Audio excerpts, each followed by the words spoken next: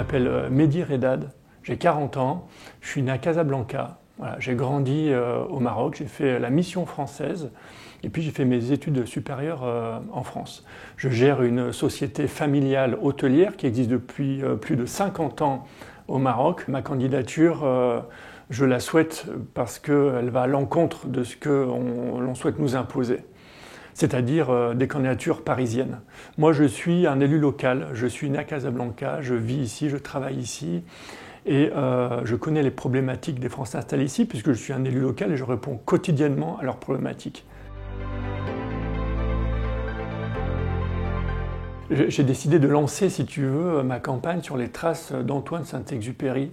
Donc j'ai longé les côtes marocaines en monomoteur et j'ai fait un stop au cœur du Maroc, à Laayoune. Et puis je repars dès demain à Dakar pour finir ce trajet de l'aéropostale où je rencontrerai le 11 mai les Français installés au Sénégal. Le sujet numéro 1 qui préoccupe nos compatriotes installés au Maghreb, en Afrique de l'Ouest, c'est l'enseignement. On veut garantir l'accessibilité aussi aux établissements français.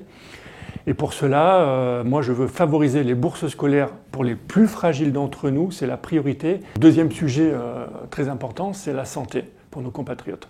Moi je suis favorable à donner accès à la carte vitale à l'ensemble des Français installés à l'étranger et favoriser l'accessibilité à la caisse des Français de l'étranger.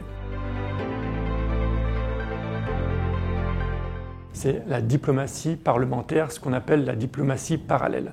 Alors la diplomatie traditionnelle, bien sûr, il faut qu'elle soit sanctuarisée, mais aussi je veux que les relations entre la France et le Maroc, ces relations d'exception, ces relations uniques, soient renforcées à travers un travail de parlementaire. Les visas, c'est un vrai sujet aussi de diplomatie parlementaire. Et moi, je souhaite favoriser les visas pour non seulement les conjoints de Français, mais aussi pour les proches, les familles de Français. Je pense aux parents, je pense aux frères et sœurs, éventuellement, de favoriser les visas pour les familles de Français.